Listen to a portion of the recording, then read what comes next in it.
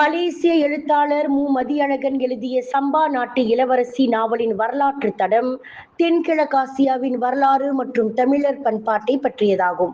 குறிப்பாக இந்த புத்தகம் சம்பா நாட்டின் முக்கிய வரலாற்று நிகழ்வுகள் குறித்து பல புதிய ஆதாரங்களுடன் எழுதப்பட்டுள்ளது என சிரம்பான் ஜெயா சட்டமன்ற உறுப்பினர் பி. குணசேகரன் பேசினார்.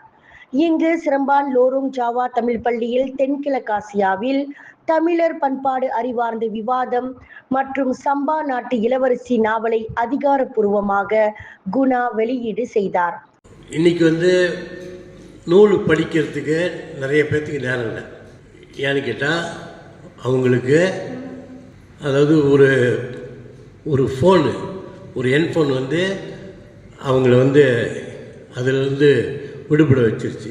அது மட்டும் இல்லை, அந்த என்ஃபோனில் பொய்யானது நிழலானது உண்மையாகுது, உண்மையானது அது அவங்களுக்கு நிழலாக தெரியுது, அது பொய்யா தெரியுது. இவ்விழாவில் பேசிய நூலாசிரியர் எம். மதியழகன் தென்கிழக்காசியாவில் தமிழர் பண்பாடு எவ்வாறு பரவியது மற்றும் அதன் வரலாற்று பதிவுகள் எவ்வாறு இருந்தன என்பதை மையமாக கொண்டதுதான் இந்த நாவல் என்றார். தமிழர்களோட வரலாற்று தடம் பார்க்கறது எனக்கு ரொம்ப ஆச்சரியமாக இருந்துச்சு. ஒவ்வொரு இடத்துலையும் தமிழர்களை பற்றி அவங்க சொல்லிக்கிட்டு போகிற அந்த தடம் ஒரு பிரமிப்பையும் கடல் தாண்டி நம்மளோட ஆதிக்கம் எப்படி இருந்துச்சு அப்படின்னு சொல்லும் போது அப்போ நான் சில விஷயங்கள் நான் இதில் குறிப்பிட்டு சொல்லணும்னு நினைக்கிறது என்னென்னா, சில கல்வெட்டுகளில் இந்த தென்கிழக்கு ஆசியாவை பற்றி சுதந்திரத்துக்கு முன்னுக்கு 1920களில் 1870களில் சில முக்கியமான ஆங்கில அறிஞர்கள் சில ஆய்வுகள் செஞ்சாங்க.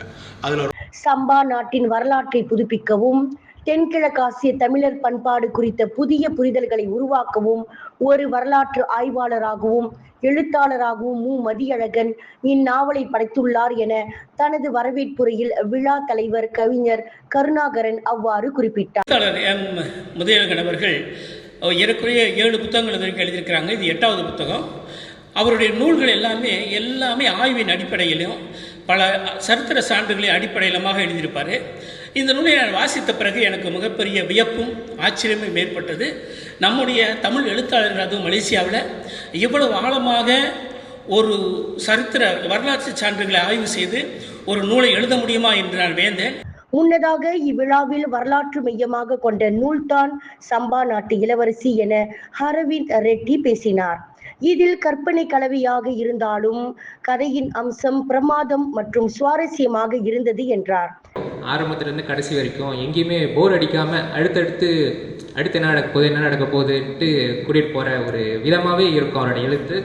அப்புறம் அடுத்ததாக அவரோட கதை பாணியில் இன்னொன்று என்ன சிறப்புன்னு பார்த்தாக்கா, ஆரம்பத்தில் கொடுக்கப்படுற சில பல விஷயங்கள் சில இன்ஃபர்மேஷன்லாம் ஆரம்பத்தில் இருந்துச்சுனாக்கா, முக்கியமான விஷயம் இருந்துச்சுனாக்கா அது பிற்பாடு கதையில் பின் வரும் பகுதியில் அதுக்கான சம்பந்தம் இருக்கும். கற்பனையை கடந்த கதைதான் சம்பா நாட்டு இளவரசி என பேசிய டிலாஷினி பாலகிருஷ்ணன் படிக்க மிகவும் ஆர்வமாக இருந்தது என தெரிவித்தார். பல்லவர்கள் வந்திருக்காங்க, பாண்டியர்கள் வந்திருக்காங்க, இத்தனை ஒரு வணிகம் நடந்திருக்கு, இவ்வளோ நெட்வொர்க்கிங் இவ்வளோ பெருசாக இருந்திருக்கு. அதெல்லாம் தான் பிற்காலத்தில் ராஜராஜ சோழன் வர்றதுக்கெலாம் ஒரு உறுதுணையாக இருந்திருக்கு அப்படின்றதெல்லாம் இந்த நூல் படித்தது மூலிமா தெரிஞ்சிச்சு. அப்போ ஐயா அவர்கள்ட்ட கூட நான் என்னோட ஃபீட்பேக் மாதிரி நான் கொடுத்துருந்தேன். அது படித்து முடித்தோட நம்மளுக்கு தெரியுது எவ்வளோ நீங்கள் ஒரு ரிசர்ச் செஞ்சுருக்கணும்.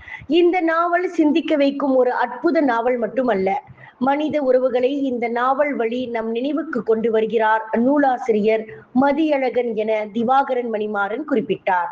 சில கதாபாத்திரங்கள் இப்படி கூட பண்ணிடுவாங்களா அப்படின்னு கூட நம்மளை தோண வச்சிரும். பார்த்தா அவங்க நல்லவங்களா இருப்பாங்க, திடீர்னு கெட்டவங்களாம் வருவாங்க, கெட்டவங்களா இருப்பாங்க, திடீர்னு நல்லவங்களாம் வருவாங்க.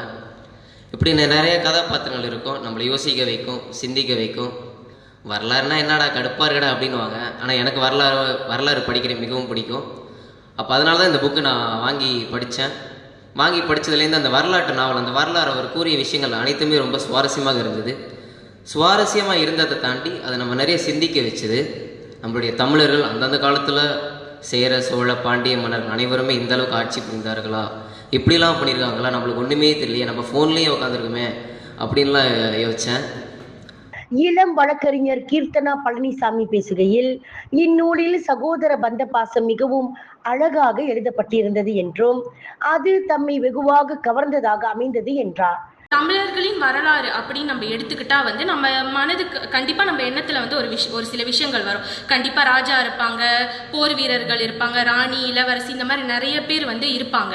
ஆனால் வந்து அதெல்லாம் வந்து சாதாரணமாக சொல்லாமல் எப்படி வந்து அந்த கதையோட நம்மளால பயணிக்க முடியறதுக்கான எப்படி வந்து எழுத்தாளர் வந்து அதை எழுதியிருக்காரு, அதுதான் வந்து அங்கே முக்கியமாக நம்ம வந்து தெரிஞ்சிக்க வேண்டிய ஒரு விஷயம். கண்டிப்பாக வந்து வரலாறு, ராஜா அந்த மாதிரி நம்ம எடுத்துக்கிறப்ப அது வந்து வேறு ஒரு உலகம். இறுதியாக பேசிய THR ராகா உதயா பேசுகையில், தமிழர்கள் இயற்கையோடு எய்தவர்கள். குறிப்பாக ஆமையை பார்த்து தங்கள் வாழ்க்கையை அமைத்துக் கொண்டுள்ளார்கள். நம் சமூகம் வேலை செய்கிற சமூகம் அல்ல, வணிகம் செய்யும் சமூகம் என்பதுதான் தமிழர்களின் மரபணு என அவர் குறிப்பிட்டார். ஏற்கனவே இலக்கியவாதிகளாக இருப்பவர்கள், இலக்கியம் பேசுபவர்கள், இந்த தமிழ் சார்ந்து இயங்குபவர்கள் அடுத்த கட்டத்திற்கு நகர வேண்டிய கட்டாயத்தில் இருக்கின்றோம்.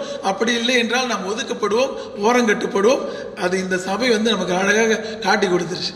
ஸோ அதனால இலக்கியம் எப்படியெல்லாம் இயங்கலாம் அப்படின்னு சொன்னால், இப்போ மதியழகன் இருக்கா இல்லையா, அவர் யாருங்க புத்தகம் படிக்க போகிறோம் அப்படின்னு இல்லாமல் என் புத்தகம் எல்லாரும் படிப்பாங்க அப்படின்றத வந்து நிரூபித்து அவர் என்ன செஞ்சார்னா புத்தகங்கள் அடுத்தடுத்து புத்தகங்கள் எழுதினாரு.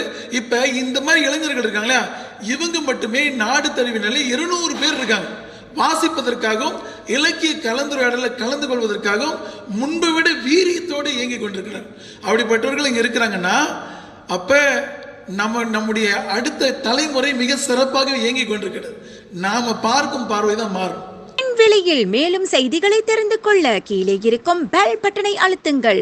உங்கள் ஆதரவை வெளிப்படுத்த லைக் மற்றும் ஷேர் செய்யுங்கள். தொடர்ந்து விண்வெளியுடன் உங்கள் பயணத்தை தொடர்ந்திருக்க சப்ஸ்கிரைப் செய்யுங்கள்.